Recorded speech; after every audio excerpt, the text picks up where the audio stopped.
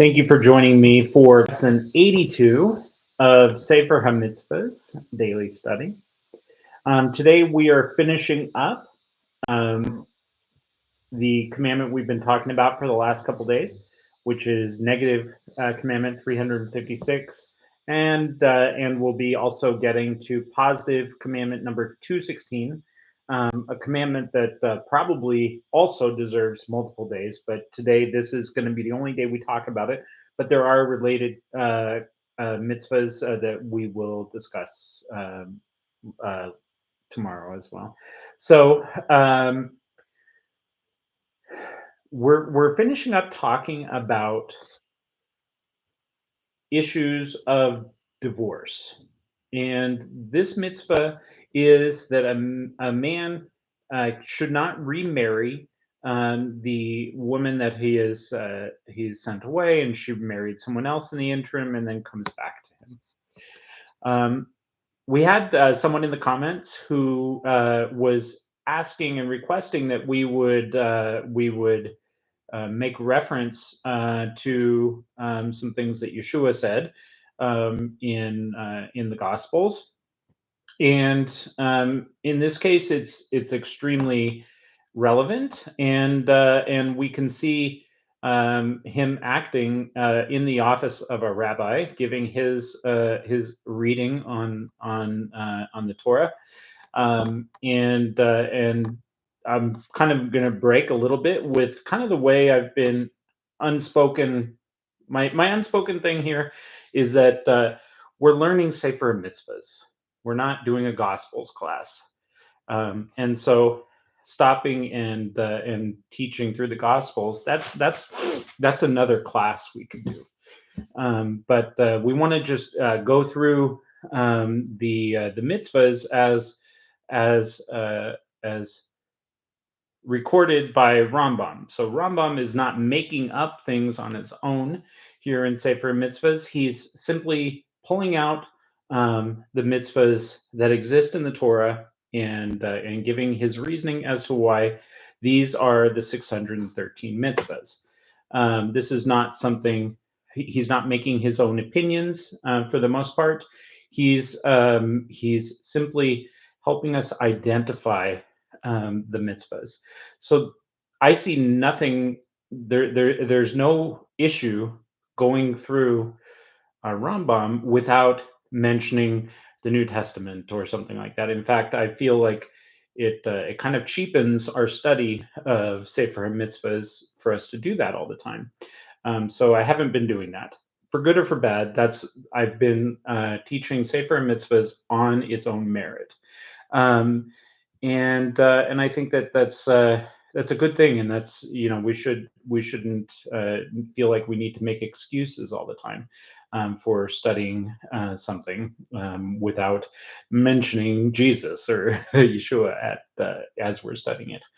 But in this case, the more I thought about it, the more I did some reading, the more I thought it actually is a good way to kind of help us to see how things were in the first century, and how interpretation of these mitzvahs was being done by rabbis at this time.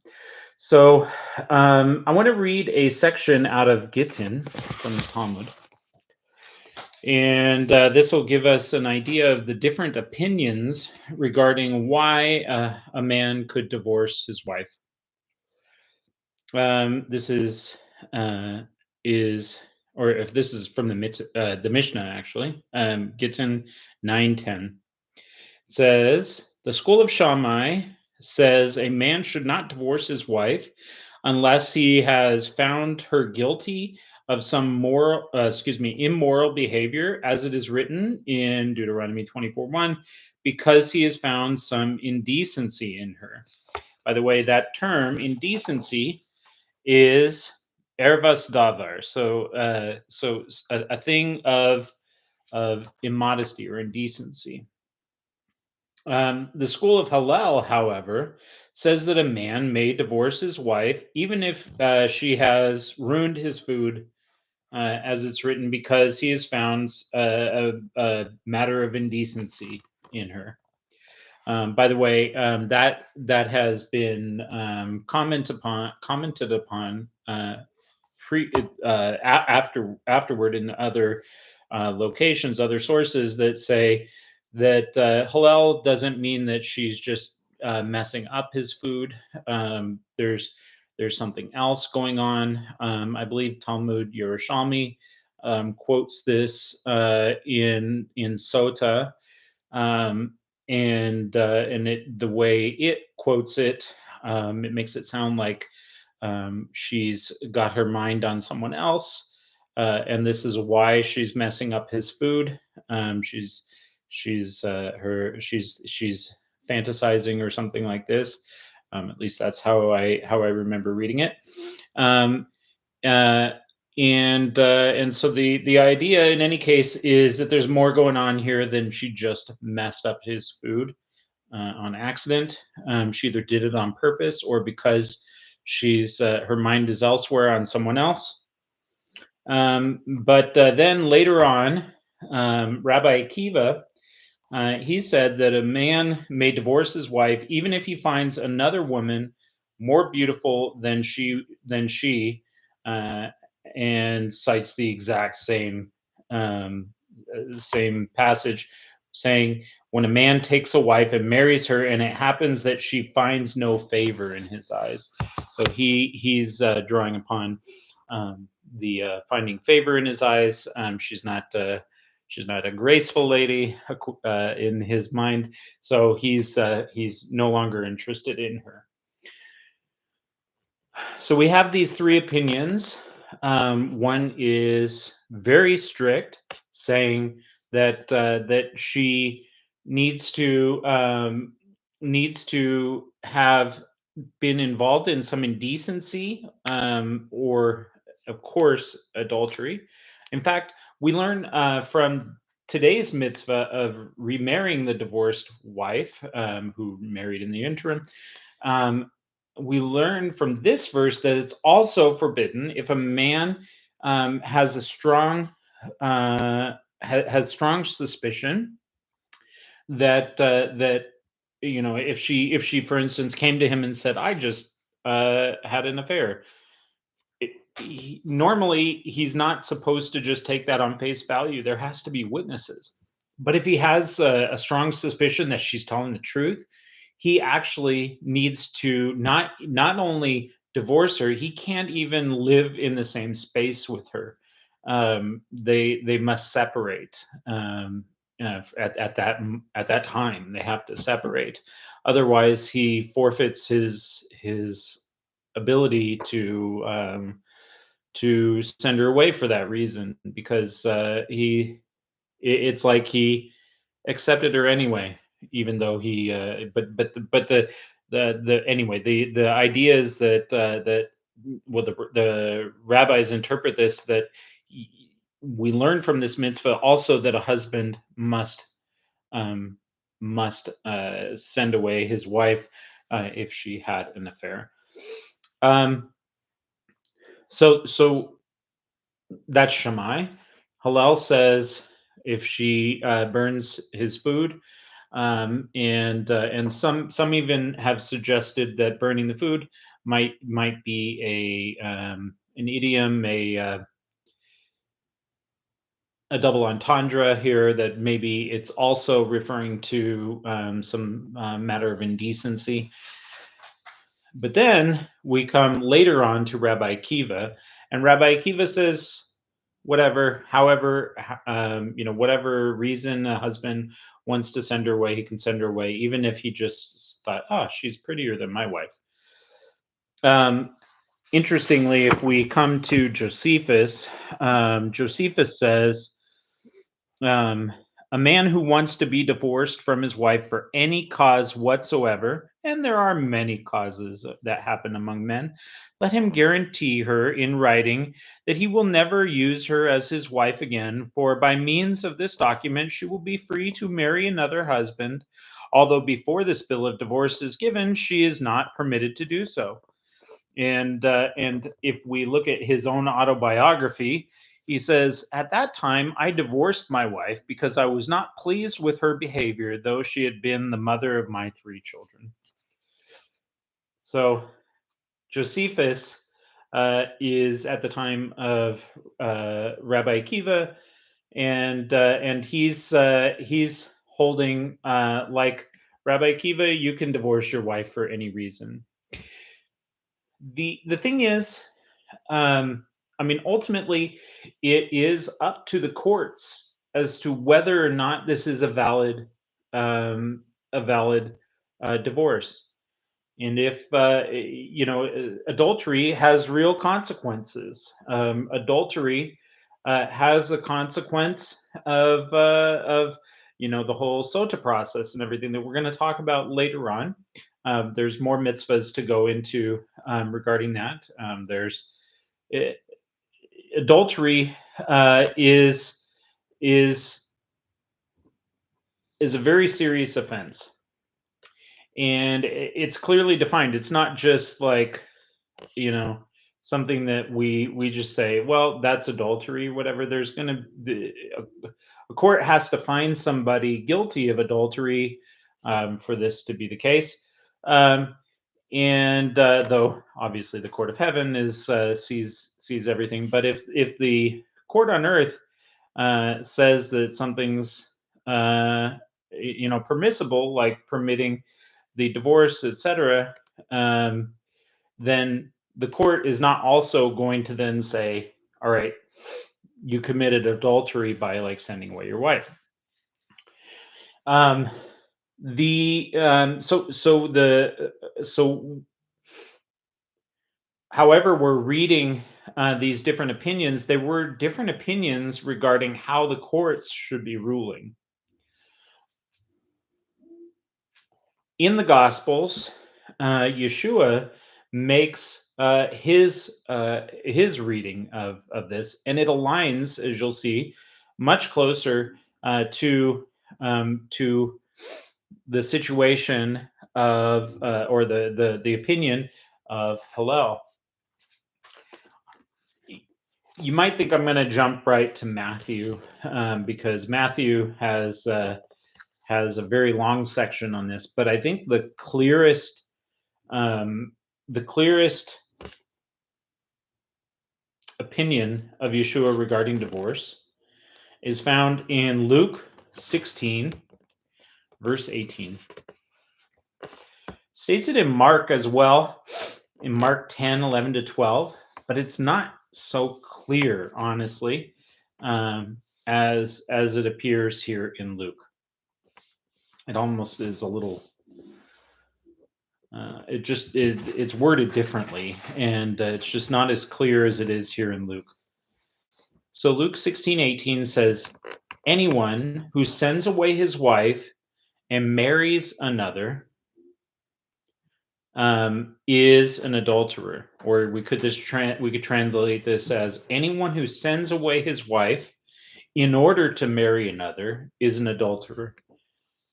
So this is the first half of this verse seems to come against the way Josephus is speaking and the way Rabbi Akiva interpreted the what the Torah means by a matter of indecency, or that she does not find favor in his eyes.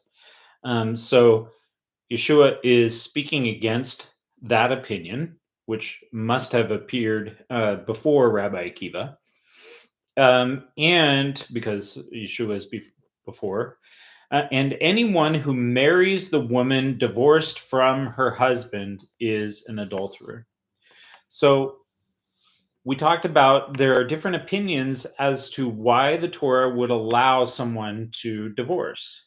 And the strict opinion, if you hold to the strict opinion that it means adultery and the acts of immorality and decency, then you would say that any get that's given to a wife for some lighter reason than those is not valid and would not be permitted by the Torah. Therefore, that get is called batal, which means nullified.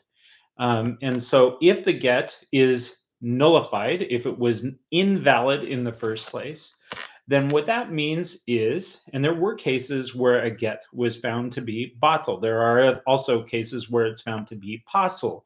Pasul means that rabbinically it's not considered a valid get.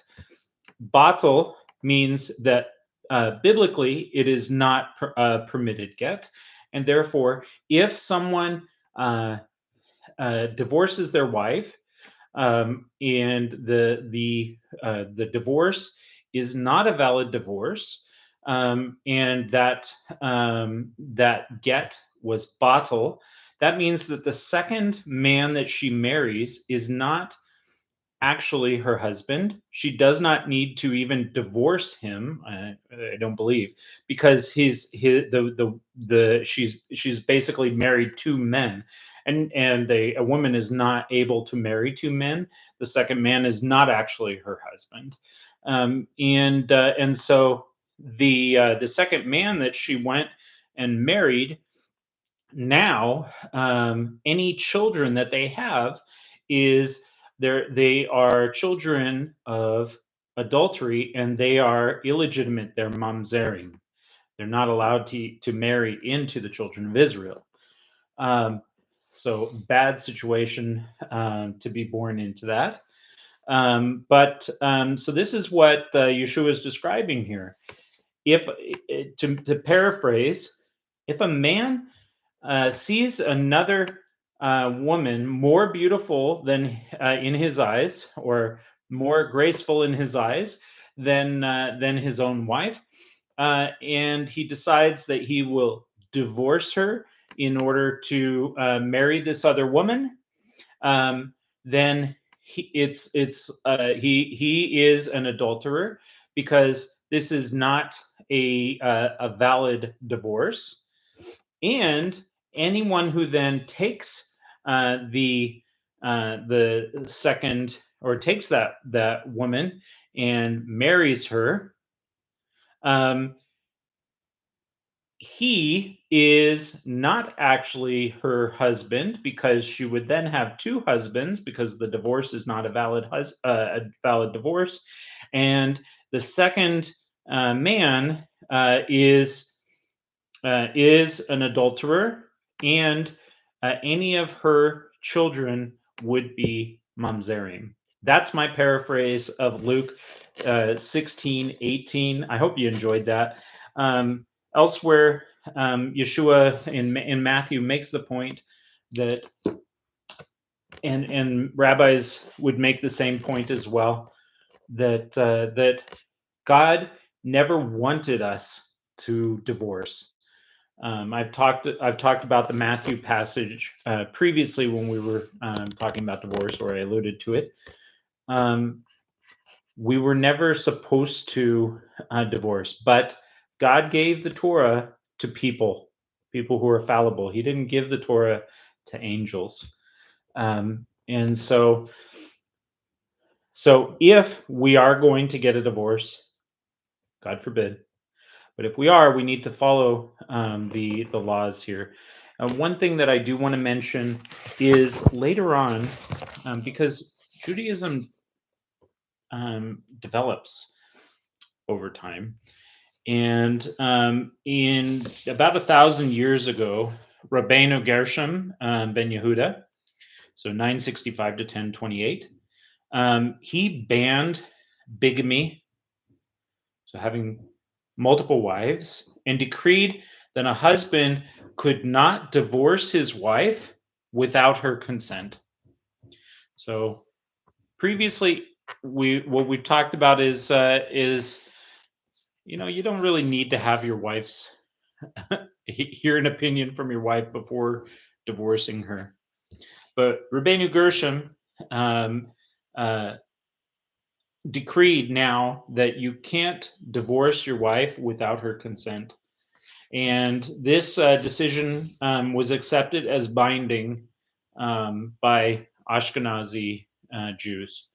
So now you can see how how Judaism really does line up very nicely with the teachings of our master, and we shouldn't be surprised at that. All right. I hope this has been a interesting and enlightening discussion. I have to go. I'm running a little long. Thank you so much for joining me today. Have a great day in every way.